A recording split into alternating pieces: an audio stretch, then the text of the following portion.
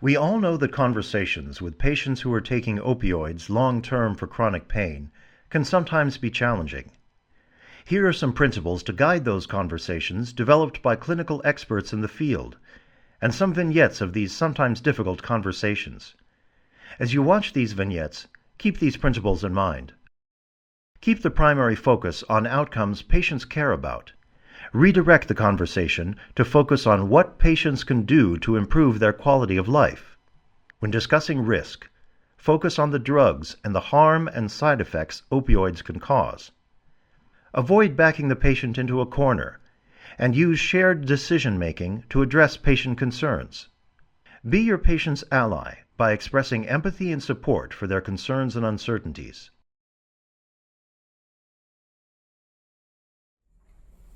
Mr. D, I'm happy to see you, but I'm also very concerned about your condition.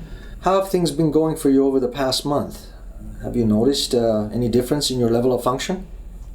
Well, it's been a really hard week for me. Too many things going on at once. And my back was really hurting. I'm sorry things have been so difficult. I need to talk with you about your urine test from a couple of days ago. Besides the Percocet, the lab also found alprazolam, or Xanax. This is pretty serious. Look, because my sister-in-law was being a real pain. Always creating problems. I didn't know what to do. This was definitely a one-time thing for me. It will never, ever happen again. Well, it seems like you were in a tough situation.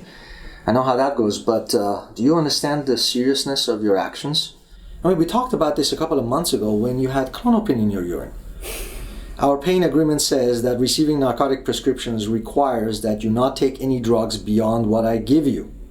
I mean, Xanax and Percocet is potentially a deadly combination. That's why I need to wean you off your Percocet. You leave me no choice. Wait just a minute. I can't believe I have one small slip up and you're leaving me high and dry. What the? I mean, Doc, I can't get by without my pain meds. I'll definitely start going through withdrawal. I know this seems harsh, and I'm not happy to have to do this, but we had an agreement about what's required for you to keep getting prescriptions. I'm trying to get you through a rough time. I'll write a 2-week prescription for 30 tablets with the details about gradually lowering the dose so that withdrawal's not an issue. You'll see me back in 2 weeks. You're being so stingy. Oh man, I can't believe you're leaving me out in the cold like this. What about my pain? What am I supposed to do? I still have to work and deal with family issues. I'm 100% committed in helping you function better despite your back and hip pain. Look, I know you may not believe me, but I want you to be able to resume your activities, the activities that you like to do. I know it will be hard for you getting off the Percocet, but you can keep taking the naproxen. It would be a good time to see the physical therapist again.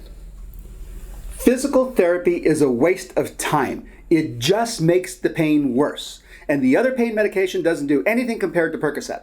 Look, I know you're upset, but we can't take risks with Percocet being used with drugs like Xanax. You know, I'm concerned about your safety. I think you understand that. I'll be checking in with the state database to make sure you're not getting prescriptions from any other doctor.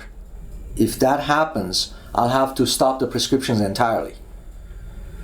Look, I know it's going to be hard for you, but you have to come in and check in with me. I'll have the physical therapy office call you to set up a new evaluation. Okay, got it. I'm out of here, at least for now. I'll be back. We hope these vignettes and principles will be helpful when you encounter these difficult conversations with your patients. Thank you for your time.